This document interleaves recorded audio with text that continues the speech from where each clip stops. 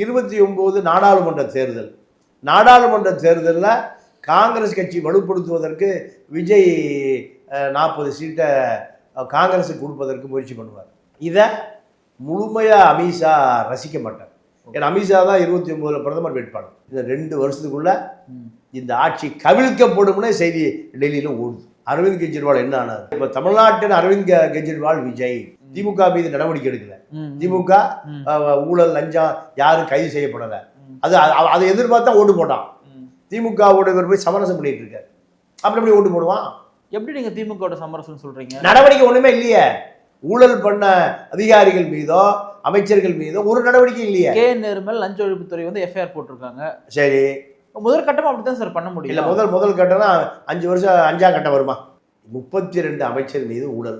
அமைச்சரவை மாற்றம் யார் யார் ஆக்டிவாக இருக்கா, யார் யார் ஆக்டிவ் அமைச்சரவை மாற்றலாமான்னு இப்போ கட்சிக்குள்ளேயே ஒரு செய்தி ஓடிட்டு இருக்கு. இதுக்கு நடுவில் பலவீனமான சட்டமன்ற உறுப்பினர்களை திமுக 20 கோடி ரூபா கொடுத்து ஒரு 10 பேரை தூக்கிடலான்னு திமுக ஒரு அசைன்மெண்ட் கொடுத்துருக்கு. அதனாலதான் போராட்டெல்லாம் இந்த ஆட்சி 3 மாசத்துல கவுந்துரும். இல்லைங்க, விஜய்க்கு என்ன தோணுதோ அதை செய்வார். எம்ஜிஆர் செய்கிற மாதிரி.